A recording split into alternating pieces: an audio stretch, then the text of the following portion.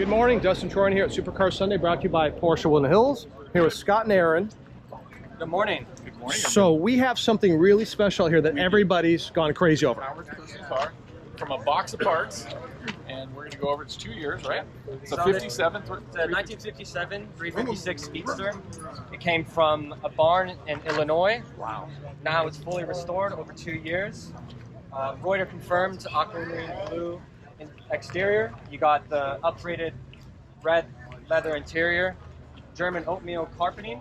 Wow. And then in the rear, we have a 2.2 S, which puts out 170 brake horsepower in the back.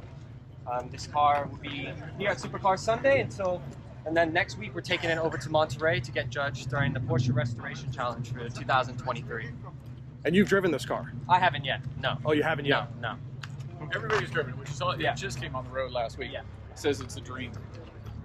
So, Completely It's like unique brand new. driving experience. so if we take our own bias out of this is arguably one of the finest restorations in the world. Yes? Hands down. Nut and bolt, You can't everything. say flawless, but find one. Yeah. I mean, if you can't find a flaw, what is it?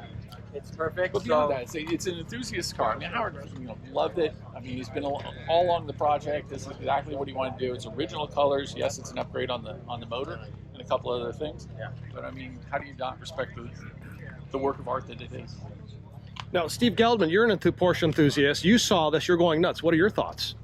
Well, you know, I gotta say, the reason I even just did a video on it, I have a friend of mine, he learned to drive, okay, over here, he learned to drive with the Speedster. His father had one in the 50s. This is probably now late 60s, early 70s, and that's what he learned to drive on. So today, he knows I'm in the car world, the Porsche world. How does he get his hands on one? I said, it's gonna be very difficult.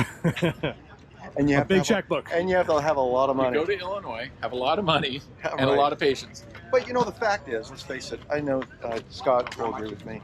You know, if you want a car like this and you want to drive it, you get a replica.